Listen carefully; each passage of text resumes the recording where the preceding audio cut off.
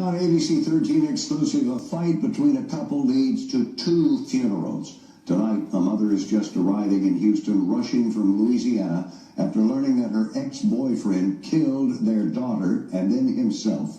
Eyewitness News reporter Maya Shea joining us live with more from that mother that you will see only on 13. Maya. It is such a tragic story. Why would a father kill his own little girl in the house of the grandmother right behind me? That's what happened last night, and now a family is in grief.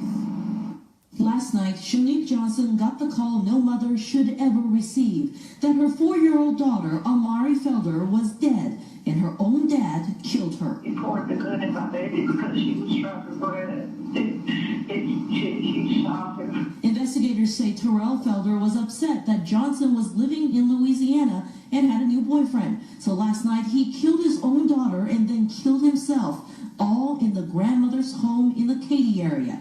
Shaka George lives next door. I'm shocked. Like I said, we didn't hear anything until we heard the siren from the police call. Johnson told us over the phone that Amari wanted to visit her dad and grandmother, so a few days ago, Felder picked up the little girl from Louisiana and brought her back to the Houston area. She wanted to go. She said she wanted to be with her dad and her daddy because she was missing them, and I allowed her to go. Johnson says Felder wanted to get back together, but she did not, and that's what caused him to kill his own child, a girl whose mother will always remember as a little princess. She's everybody. She is very smart. My baby knows where she going, where she at. She can look at something and know exactly where she at and where she going. She tell you anything you need to know. Such a tragic story. We should note that Terrell Felder, the father in this case, posted a video on Instagram last night before he killed his daughter and then himself, in which he said he was speaking with God. God was speaking to him, and then he allegedly, fired and caused that awful tragedy in this home. We're live in Katy, Maya Shea, 13. Okay. Let's go back to this story. So what we just had in that story is that a father, okay, so let's show you the picture of what's happening here. A father and wife, husband and wife, they had a small baby together,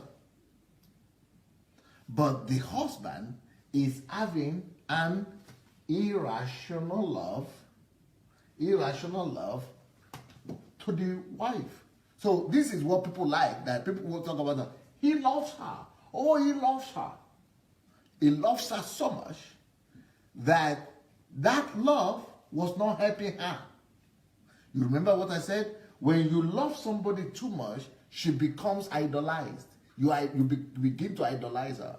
And when you're idolizing or worshiping somebody like that, when you love her too much, it means that is because you are seeing her as the meaning of your life. You are deriving and sapping life from her. So if a husband loves a wife like that, he is actually living on her energy. He is living on her life support, life source. So her life is only enough for her life. She is not the source of life. All of us are supposed to live off of his life. I'm supposed to live off of his life. She is supposed to live off of his life. We are not supposed to be sucking life out of each other. But that is saying, I love you so much. You are my everything. I cannot live without you. What does that mean? That means you are my energy, my source of energy. So this husband they have a baby now, but some of the reason why, some of the blessings of children is that children could help heal that. When you have a child, that could help distract your love, your attention, a little bit from each other. To now give now, instead of taking life and love, but you are now giving life to the little baby. But in the case of this husband, even though they now have a child, but his whole life focus was still the wife.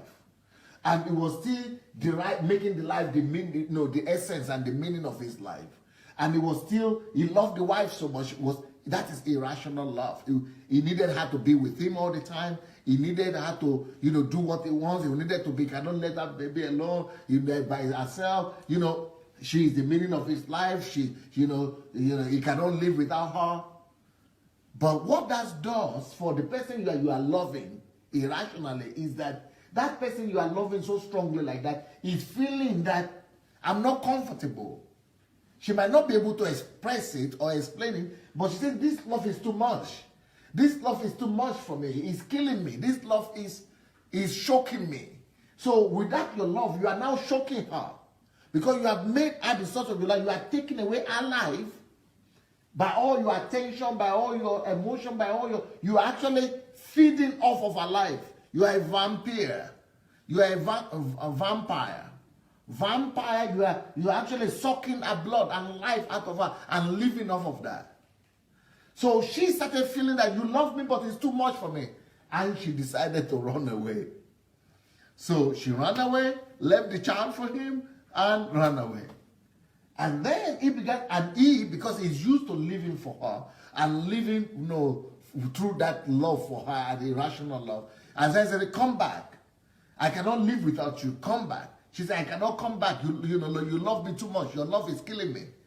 Then he started threatening her and saying, if you don't come back, I'm going to kill this child. I'm going to kill the child. Come back. But she cannot come back because she is feeling that, your love, I'm suffocating around you. Then he went ahead and killed the daughter and then killed himself. That's because somebody cannot get himself attached to God and make God his meaning and this essence of his life and wanted to make man his essence of his life. And that's what happens. So irrational love leads to hatred, leads to loss, leads to tragedy, and all kind of things like this. This is what irrational love does. Thank you. Thank you. So, soul ties lead to eventual hatred. Any irrational love will turn to hate.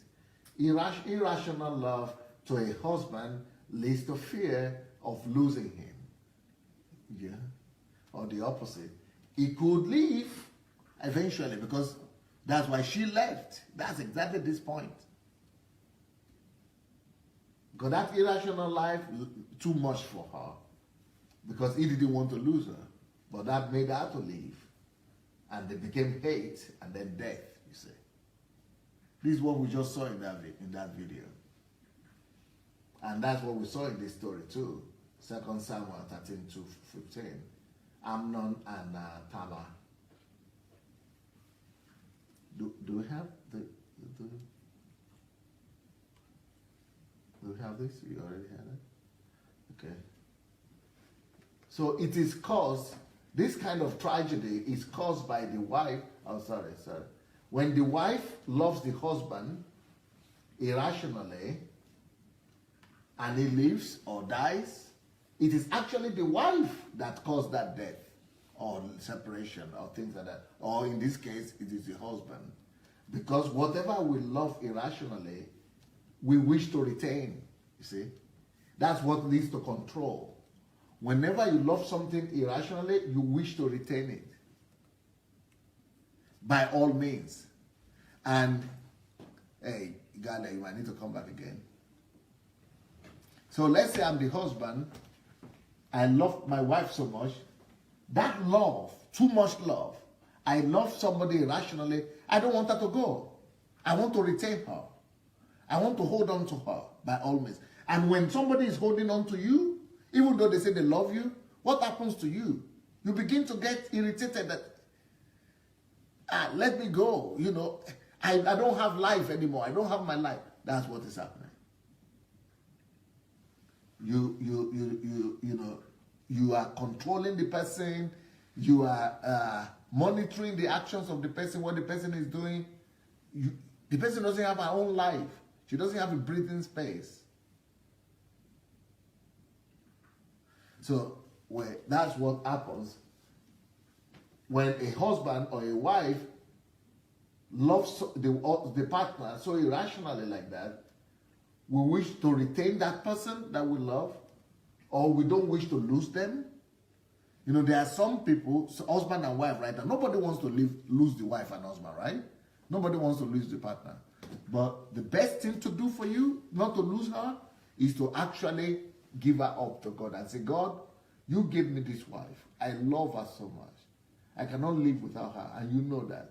But right now, I'm giving her up to you, even though we are still living as husband and wife, but I'm giving her up to you. That's why the Bible says that he that is married should be as if he's not married. He that is having children should be as if he's not having children. Give it up to God and live in your mind. It's something that has to happen, not physically. You don't have to be divorced, but it's something that has to happen in your consciousness, just like it happened with Isaac and Abraham. Abraham, once he was ready to let the son go, God said, okay, don't kill him now. Don't kill him anymore. Take him back, because you have let him go in your heart. So if you really love your wife and husband, you must let them go in your heart, but it must be real, because you cannot deceive God. You must really let go. And once you let go like that, then you will be able to retain them. But your first attachment must be God. Then you are blessed and covered. But when you just want to control and hold on to them, and you are living off of them, you are actually destroying your relationship, and you are destroying their lives. So when we love something, we wish to retain it or don't wish to lose it. So we become dependent on it. So what happens is, first of all, because of my too much love, I want to retain her. I am killing her. But on the other hand, I am dependent on her. What does that mean, dependent on her? I am depending on her for my joy. I'm depending on her for my excitement. I'm depending on her for my happiness. I'm depending on her for my essence of life, for my value of life, for my meaning of life. Which means I'm a parasite to her life. I'm supposed to depend on him as my source of life. And she's supposed to depend on him as her source of life. Because he's the only one that is made to be like that.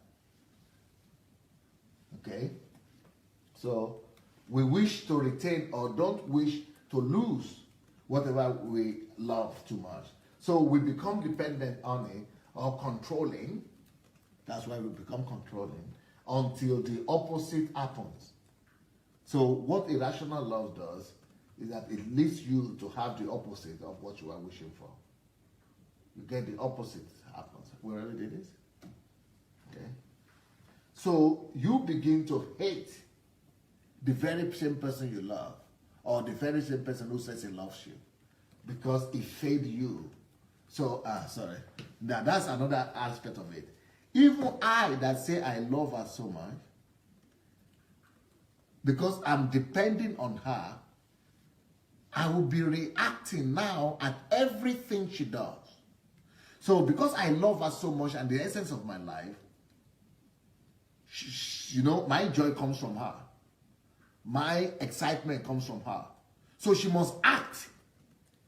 I always want her to act and behave in a way that I want, because that's how I get to be happy.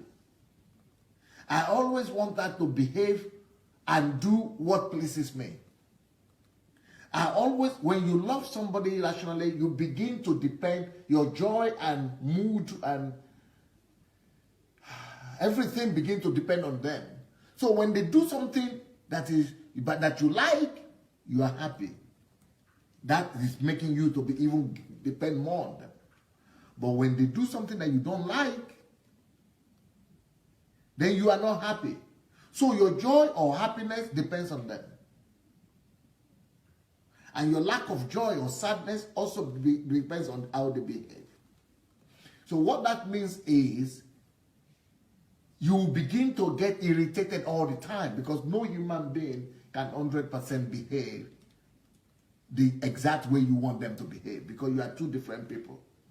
So because she cannot behave all the time the way you want her to behave, you now are getting frustrated more and more, irritated, annoyed, angry, and you are getting frustrated, and your moods are changing, and you are reacting according to how she behaves and what she does. So you make your own life also shaky, and you are not really going to be happy because of that, because your happiness now depends on what will happen to the other person. So that is also another problem. So you now begin to hate her because she cannot please you all the time. You begin to hate her because she's doing the opposite of what you want. You begin to hate her because she's not meeting your expectation. So you begin to hate because he failed you. If you can't retain, you begin to hate. That's what happens. Let's have another look. Thank you. Let's have another look at another video which might help us to bring this across as well.